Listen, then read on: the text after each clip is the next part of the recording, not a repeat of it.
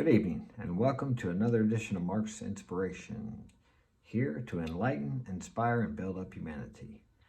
I was reading a good book today, and it's called Your Forces and How to Use Them. And I highlighted some things I want to share with you that maybe will help you. I've read this book several times. I think reading is something that's so important. Now, I listen to audiobooks too, and I think that's good. But there's something about reading that seems to exercise your mind or stimulate it more. Now, listening is good, but you need to do what they call focused listening. Do it while you're just not doing anything except listening to that book. Now, I do listen while I work, and you do pick up some things, and it's best to listen to that in contrast to the radio, which is blaring out advertisements with someone else's agenda. And you always want to program your mind with your agenda. Otherwise, you're going to be living a life for someone else without even realizing it, which is what most people do. Blindly go through life, never thinking for themselves, but allowing themselves to be controlled and programmed by the matrix, if you like. So let's start out with this. Hit that like button and subscribe if you haven't already, because I'm here to help you. Because when I help you, it helps me. All right, let's go. And in addition, it's extremely important to realize that the power of will to control the forces we possess depends directly upon how fully conscious we are of the ego as the ruling principle within us. We understand, therefore, that it is absolutely necessary to associate all thought, all feeling, and all actions of the mind or personality with the ego, or what we shall hereafter speak of as the I am. Now, the ego gets a bad rap. A lot of people think the ego is terrible. Now, here this guy's relating the ego to the I am, which a lot of people think that is the essence of who we really are. The ego wants to achieve, the ego wants to be in control, the ego wants to wants to dominate sometimes. Now, the ego is neither good nor bad. It's what you do with it. If you allow it to take over, it'll run your life into the ground because it has a will of its own, which usually opposes the grace of God, if you like. So he speaks a little bit differently. I usually equated the ego as not being the same as I am. I equate the ego as being the good, the loving, the divine part of me. But then again, as I'm speaking to you about it, every part of me is the divine part of me. There is no separation. So the ego is just as much of a part of me as the I am, if you think of the I am as your infinite self, the part of you that lasts past your body. And nothing about you is bad. You know, a lot of religions say we're born a sinner. Oh, you're born a sinner. Well, guess what? I'm a sinner too. We are born a sinner. And all the word sin means is to miss the mark, to make mistakes. Well, what would it be like if we were born and never made mistakes? We would never learn. I've made a lot of mistakes. And I'm sure many of you have heard that the road to success is paved with failure. And if you're not succeeding today, you're probably not making enough mistakes. Because if you're trying and you're pushing towards your mark, you're making mistakes. And that'll really knock that ego down to size, because you'll find out that sometimes, no matter how hard you try, you don't know the way to your success. But there's a part of you, that bigger part of you, the higher self, the God self, the I am, that does know exactly how to get there. All you have to do is cooperate with that. Think about that. Let's move on. The first step to be taken in this connection is to recognize the I am in everything you do, and to think always of the I am as being you, the supreme you. Whenever you think, realize that it is the I am that originated the thought. Whenever you act, realize that it is the I am that gives you initiative to the action. And whenever you think of yourself or try to be conscious of yourself, realize that the I am occupies the throne of your entire field of consciousness. Another important essential is to affirm silently in your own mind that you are the I am. And as you affirm this statement, or as you simply declare positively, I am, think of the I am as being the ruling principle in your whole world, as being distinct and above and superior to all else in your being, and as being you, yourself, in the highest, largest, and most comprehensive sense. Many people think they run their life with their conscious mind, and it's quite the contrary. 95% of all the actions you'll take today and tomorrow are determined before you ever think you consciously decide to do them, before you ever take the action. They've done studies to prove this. So it's a good thing to have your mind, your subconscious mind, programmed to achieve what you desire. Let me give you an example. Many people use this because it's a good example. When you learn to drive a car, man, it's tough. Let me see, I got to put my foot on the brake. Let me see, turn the key, start the motor, put it in gear, take my foot off the brake, push the accelerator. All these things you have to consciously do with this part of your thinking mind. Now, after you've driven for 6 months, a year, 2 years, 5 years, 10 years, you can be driving down the road, texting, drinking coffee, maybe reading something, putting your makeup on in the mirror, looking around, fixing your hair, thinking of a million different things. How are you driving that car? The I am part of you, the subconscious mind, the superior self is driving that car, and you don't even have to think about it. I'm sure most of us have driven down the road or driven home, and all of a sudden thought you didn't even remember driving past certain houses and things that you go past every day. You were totally unaware. You were off in a daydream somewhere, but yet you were driving. How was that? In sports, I've experienced this, and I've talked to other people who have experienced it. Actually, I talked about it today with my son. You have to practice an action so many times it becomes a habit, especially in fighting. We were talking about boxing. And then when you get in there, you don't have to think. It's automatic. Your higher self, your subconscious mind, kicks in and takes over. Some people call it flow, to where you've practiced something so many times that there's a bigger part of you that can do it so much better than you can do it. You don't have to think about every move you make. It just happens. You're in flow. Very important. But most people, none of you guys, most people don't take the time to program their subconscious mind because they don't see the immediate effects of it. Now, you can see the immediate effects of going and drinking a shake. It tastes good, it's pleasurable. But when you program your subconscious mind, you can repeat something to yourself, let's say in a form of an affirmation or a habit of something you want to develop. It takes time and time and time again. And it can be frustrating. You can sometimes think, I'm never going to learn this. I'm never going to get this. But at an hour and a time that you least expect it, you will find yourself doing it in flow without even thinking about it. That's the way the subconscious works. And your conscious mind and your mouth and your thoughts program your subconscious mind. The reason people don't take advantage of this great powerhouse is because it takes time and effort, and it takes repetition. I have some things I've been repeating over and over again for years, have yet come to pass fully. And some things have come to pass. This works. And that's where faith comes in, or belief if you like. You have to believe it in such a fashion that you don't have anxiety about it. You know it's going to come to pass. And a way to reinforce that is to look back in your past and things that you wanted, because everything you have today is something you wanted yesterday. It sprang and created itself from the desire, from the seed. And now you have that today. It may have taken years for you to get it. It may have taken a couple days. It may have taken weeks. But you thought about that thing that you wanted, or that characteristic that you wanted, with emotional power, and eventually it came to pass. Usually in a way that you didn't even expect. And that's the problem with thinking you know how things have to happen to get what you want. Sure, it's great to make a plan, but you have to be open for guidance. You have to allow life to unfold.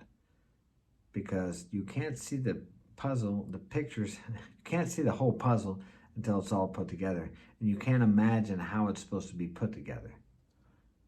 You have to look at the end result. Think about what you want as if you already have it, finished, completed. See yourself through your own eyes and feel yourself, the experience of being and acting and doing or playing the part as an actor of the man that you want to be or the woman that you want to be, as if it already is. Visualize that with your mind, with your third eye, with your mental eye. Imaginary. Jesus said, unless you become as children, you shall not inherit the kingdom of heaven. Children have a great imagination. They can pretend they can be off in a fantasy world. It's only after they're taught by us that they start believing that they're limited. And we do it for their good sometimes because they would hurt themselves. Maybe we think they would. That's what we think. So we try to protect them. But sometimes we overprotect them. Okay, let's go on. Let me see. Oh, I lost the... Let me see. Oh, okay, here we are. All right. You must act, not as a body, not as a personality, not as a mind, but as the I am. And the more fully you recognize the lofty position of the I am, which means that is the part of you that's running your life. It's not your conscious 2 + 2 = 4 mind. That mind has its place. That is the programmer of the subconscious mind. That's why it's so important to be aware of what you're saying to yourself every day. How do you speak to yourself? Would you talk to your best friend the way you talk to yourself? When you make a mistake, do you beat yourself up? Do you criticize yourself? Do you call yourself stupid? Would you talk to your best friend that way? Of course not. Then be your own best friend. Don't talk to yourself that way. My glasses are crooked. Okay. The greater becomes your power to control and direct all other things that you may possess. In brief, whenever you think or act, you should feel that you stand with the I am, at the apex of mentality on the very heights of your existence. And you should at the same time realize that this I am is you, the supreme you.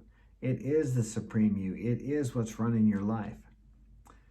I'm a firm believer that all sickness is caused by subconscious thoughts, power, something that you program within your subconscious with your conscious mind. Now you might say, I wouldn't make myself sick. I wouldn't make myself have heart disease. I wouldn't make myself get cancer, arthritis, and the list goes on ad infinitum. But no, not directly and not thoughtfully would you do that. But are you holding resentment against someone? Are you holding anger? Are you full of fear?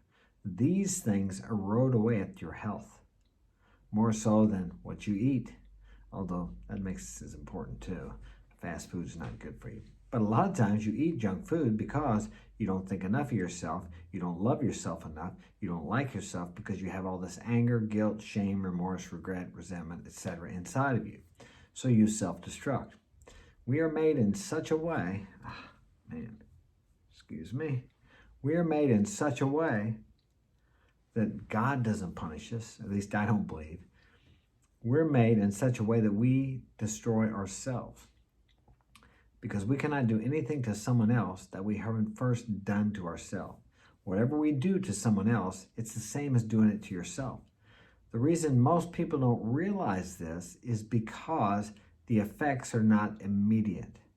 I've spoken about this before. The effects are immediate on your inner world, on the inside of you, but you don't see the manifestation of them in your body or in your world till much later down the road. So you never connect the two things, the thought with the effect, the cause with the effect. You never connect those two things because they're so far apart, or at least they seem to be that way to you. You have the power to change your life and your mind. And the first and most important step to be taken in this direction is to recognize that the I am as the ruling principle and that the I am is you. It's you. You're not Joe the carpenter or Bill the plumber or Bob the CEO or Janice the secretary. These are all characters we put on the I am. Now, you may think, no, that's not true. Well, at one time you were a student. And another time you were a teenager. Another time you may have been someone's girlfriend.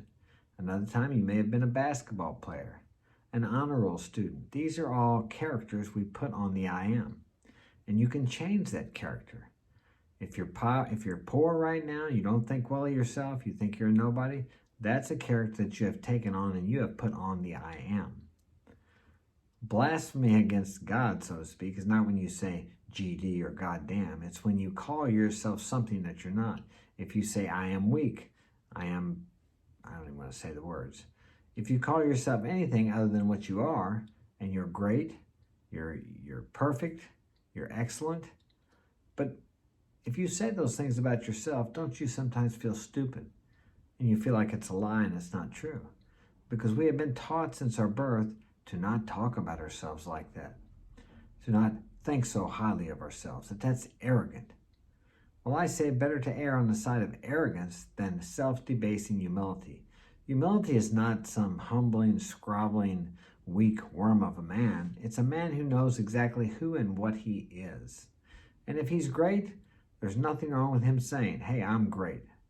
If someone tells you you're good at your job, don't say, well, yeah, I'm okay. Thank you. If someone tells you have a beautiful house, you say thank you. Accept a compliment. Don't deny the person the privilege and the honor and the joy that he gets from giving you something. Whenever you reject that or don't accept it gracefully, you're denying that man the joy of giving. You must be able to receive as well as to give. Not only, let me see, moments every day I try to feel that you are the I am, are not only above mind and body, but in a certain sense distinct from mind and body. In fact, try to isolate the I am for a few moments every day from the rest of your organized being. That's the part of you that is you. Think about that. If you're thinking right now, think about that. If you're thinking right now, well, what is this I am? Who is talking to you about that? Some people call that the watcher. When you're feeling stupid or ignorant, who's looking at you thinking that you're feeling stupid? Who is it when a person says, I just can't live with myself anymore? I can't live with myself anymore? That's like two entities. What does that mean? Someone's talking to someone else. There are distinct parts of you, but it's all you. In some of the religions, it's called the triune spirit, the triune God, the Father, the Son, the Holy Spirit. Subconscious, conscious, and superconscious. There are many names for the same thing. But there's a part of you that watches you, that I believe to be the highest part of you. Who determines what you are? You can. Your conscious mind, as I said earlier, is the programmer of the subconscious. And whatever is programmed in your subconscious will eventually come to reality. As I sit here at my desk, I have photos of myself back in 1978. Some of you have heard this story, but when I was 9 years old, I seen a movie called Easy Rider. I wanted to be like those guys. By the time I was 18, I have a photo right there. When I was 18, I had a motorcycle just like those guys, and I looked just like those guys, and I lived the life of those guys. It took me years to get there, but that's what I wanted. Later on, I wanted to be a tough guy. I wanted to be tough. I wanted to fight. I became an amateur boxer, a professional boxer. I wanted a family in my life. I have 10 kids altogether. One of them was adopted. I've raised the last 6 by myself.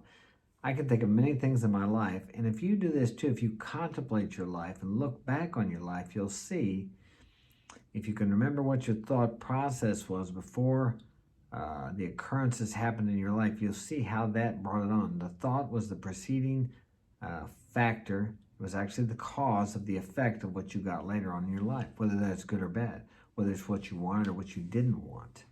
It's so important to think about what you're thinking about, because your conscious thoughts program your subconscious mind.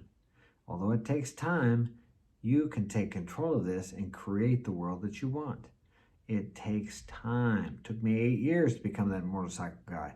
It took me 8 or 9 years to become the professional boxer that I was. It took me 8, 10, or 15 years to finally have the stable family that I wanted. And it's not exactly how I thought I wanted it, but it's better. You may not get exactly what you want, but you'll get something that is what you want or better than what you want. You don't always know exactly what you want, but you need to set off in a direction, because you cannot be led or guided by your superconscious, or God if you like, unless you take the first step. Martin Luther King Jr., you don't have to see the whole staircase, just take the first step. But many people never take the first step because they can't see the whole journey. And if you have to see the whole journey, you're trying to play God. And whatever that means to you, you can't see everything. You can't see the whole journey. You don't know what people you're going to have to contact, or what people are going to contact you, or what people are going to be put in front of you, or what opportunities are going to be put in front of you. And I could go on and on about that. But if you set out in the direction, you will come to what they call bridges of incidences. Neville Goddard talks about it. Certain things just open up for you.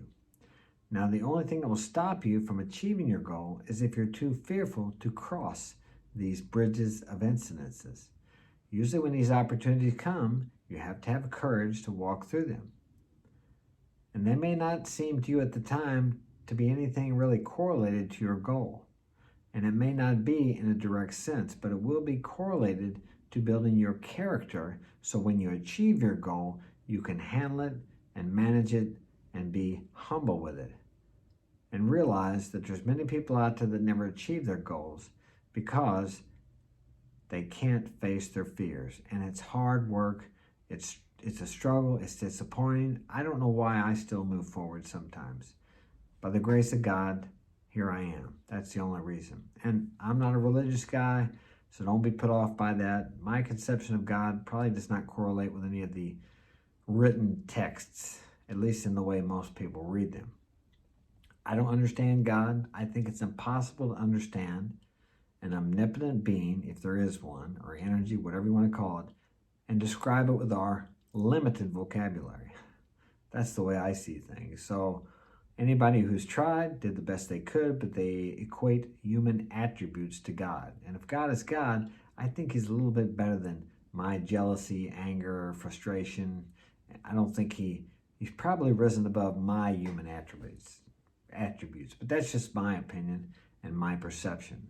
Maybe yours is different. I'm not saying you're right or wrong. I'm just telling you how my perception of a higher power is.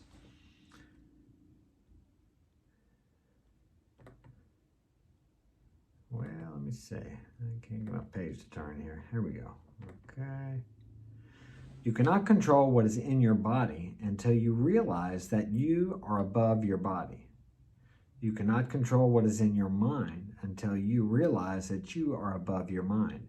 And therefore, no one can use the forces within him to any extent so long as he thinks of himself as being the body, or as being localized exclusively in the body.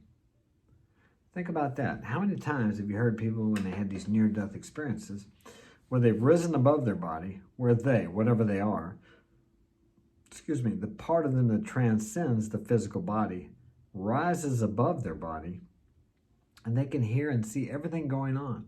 Some of them have even went out in the hallways and heard their family talking about them. I remember this one specific incident where the man had risen above the room and went out of the building, and there was a shoe on top of the roof. And when he came back to his body, he told the people that he had left his body. And I guess they didn't believe him, but he told them about the shoe on the roof, and he went up there, and sure enough, it was there. And there are many other accounts throughout history, and a lot of the religious texts talk about rising from the dead. We rise above our body. We leave our body. What we are, the essence of what we are, leaves our body. And if you're afraid of death, which I think we all have some certain fear of death because it's unknown, read some of these stories and listen to some on YouTube about these people who have had death experiences or near death, whatever you want to call them, where they were physically accounted as dead, some for 20 minutes, 30 minutes, a few minutes, an hour, maybe more. And they talk about their experience. And they all believe that you don't really die. I do believe our body dies, but that's not really who we are. And once again, this is just my belief. This is what I believe. But all the religions talk about, or the major religions talk about leaving the body, seeing a light, a brilliant light of love, peace, and feeling free from the body, which is free from the emotions, the physical pain, free from everything, and they feel nothing but love. Because I think that's what we really are, even though we kill and destroy and fight and get angry and do all these things. But once we leave, these are things of the body. Once we leave the body, we're free from all that, all those weights, I guess, as we would call them. Okay. Go on to the next page. If I can get to it, here we go. Train yourself to think that you are a soul. And that can be whatever that means to you, an energy, an entity. But do not think of the soul as something vague or mysterious. Think of the soul as being the individual, you and all that expression can possibly imply. Train yourself to think that you are master of mind and body, because you are above mind and body and possess the power to use everything that is in mind and body. Why is it that some people can accomplish great things and others can't? Why is it some people can rise above certain insurmountable limitations and others can't? I've wondered that myself. But the people that do have found a way to control their mind and their thinking. There's a verse out of the Bible, and it says, "He who controls himself is greater than he who takes a city." You can never control anything in your outer world unless you first control your inner world. If you get off on an emotional tangent, everything sets you off, and you think you're a victim of life and circumstances, you will never have peace in your life. You have to trust that everything that happens to you is actually happening for you, even though you can't see it when you're in the midst of it. But look back over your life. I'm sure you've had experiences where things seemed terrible and you just couldn't understand why it was happening. But then as time passed and further you got away from it, you looked back on it and you realized that it was exactly what you wanted and exactly what you needed to get you to the next step. Unless you're living that victimhood life and you think that everything does happen to you and you're angry and resentful about things that happened in the past. I've been angry and resentful, and it's hard to get over that sometimes. But you really need to change your perception. If you're angry at your parents for what you think they did to you when you were growing up, you have to forgive them. Now, first off, you've judged them because you said what they did was wrong. And when you're a child, you really have no choice in matters. And maybe your parents were mean to you, or other people were. I think we're all mistreated at some time, and we've all mistreated other people. But to forgive them is for you. It's not for them. That frees you. Remember, they were doing the best they could at the time. Now you may say, "Mark, that can't be. They were so terrible to me. They had to know better." Well, isn't there something you've done in your past that you wouldn't do today? Okay, the reason you wouldn't do it today is because you know better now.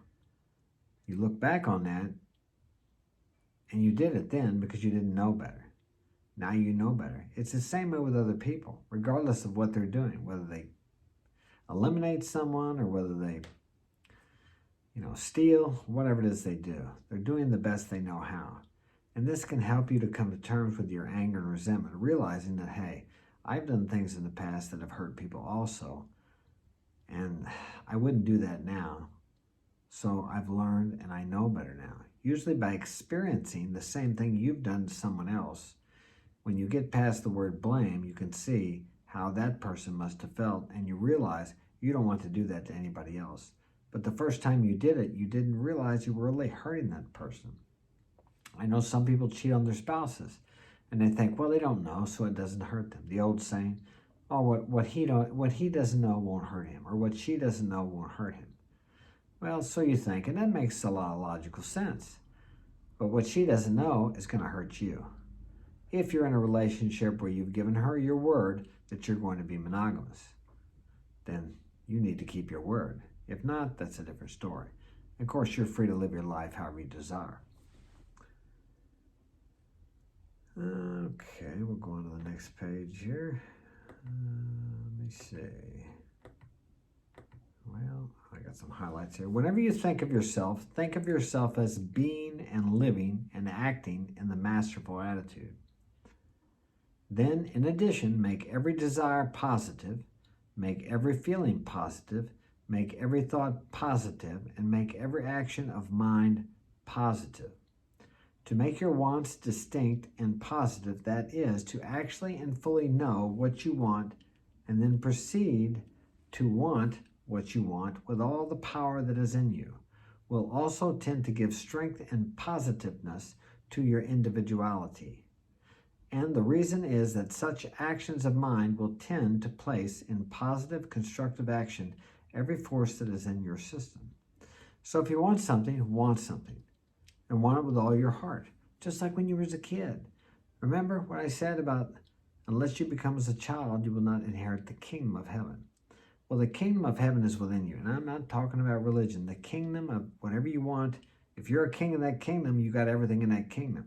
Or everything you want, you desire is already within you, but you have to desire it. Just like when you was a kid and you wanted something so bad. You would ask your parents, you'd bug them over and over and over again. Persistence. Finally, you would get it, or get slapped the heck out of you anyway. But you were willing to take that chance. And what happens to us as we get older? We're not so persistent. We get beat down in life and we give up easily. It's too difficult. And I use this analogy. You're walking today, right? Unless you've had a bad accident. And if that's true, it's very unfortunate. But if you're walking today, at one time in your life, you learned how to walk. Did you try once to walk and fall down and quit? Did you try twice and quit? Did you try 3 times and quit? Well, more than likely, if you're like a normal child, you tried maybe hundreds of times before you finally learned how to walk. But after you failed a couple times, nobody said to you, oh, well, so give up on that. No sense trying to walk. You're never going to make it. No. What about riding a bicycle? I'm sure you fell off a few times, but you kept trying. But yet, as we grow older, we'll try something 2 or 3 times and we give up. We quit trying. Our pride, our arrogance, our embarrassment stops us. We don't want to be shamed by failing. As I said earlier, if you're not failing every day, you're not trying hard enough. You got to be failing every day. It's like this YouTube channel. I've had haters hack on me. I make mistakes. Sometimes I posted sideways videos. I didn't know what a thumbnail was when I started. I didn't know what a hashtag was. I still have a lot to learn. I've screwed up on live shows. I could go on and on. And people make fun of me sometimes. But what are they doing? Most of the time, anybody that's going to hack you or make fun of you, they're not doing anything except sitting back looking for people that they can chop down. Hate does not come from above. It always comes from below. The people who are above you never take the time out to hack you. They will take the time out to help you.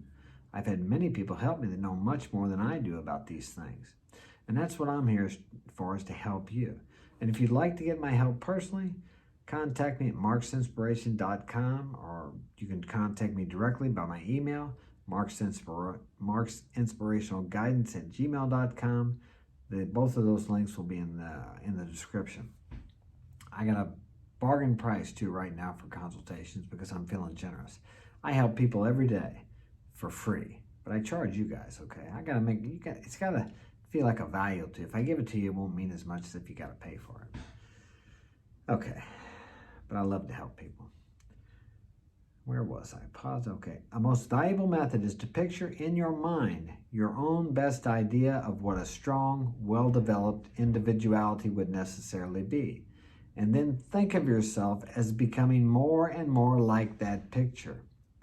As if you're seeing it through your own eyes. Don't look at it as like you're watching a movie, but see it as if you are experiencing it. Feel it.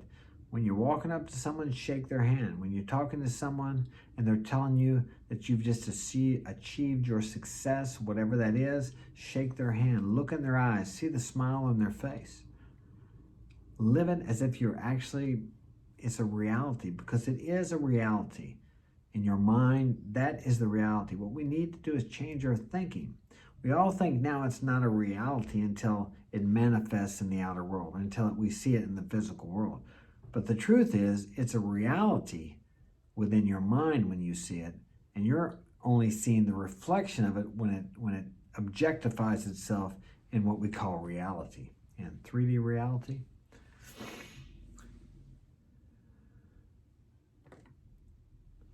Another valuable method is to give conscious recognition to what may be called the bigger man on the inside. Again, conscious contact with your inner man. Conscious contact with God as you understand Him. Conscious contact with divinity, with your higher self, with the part of you that really does everything. When you go to bed tonight, do you have to think about breathing? Do you have to think about regulating your blood? Do you have to think about dissimulating, is that the word? The food and make it go to every place it needs to, the vitamins and the minerals and all that? Do you have to think about making your food go through your digestive system? I mean, I could go on and on with this, but you get the picture, right? You don't do that. Who does that? Who keeps you breathing when you go to sleep at night? Do you do that? Well, let me see. I got to consciously breathe. Let me see. I better set the breathing mechanism so I can breathe all night so I won't die in my sleep. No. There's some other part of you, the bigger part of you, the infinite wise part of you that does all that. Now, we only interfere with that when we get into resentment, anger, frustration, and the like. Now, I've written 2 books. The one book I wrote, the second one, is The Power is Within. And I explain how you can clear away the blockages that stop you from connecting with this power that lies within you, the giant within, as Tony Robbins calls it. And it's been called by many names throughout history. But things that block you off from that are anger, resentment, shame, guilt, these character defects, if you like.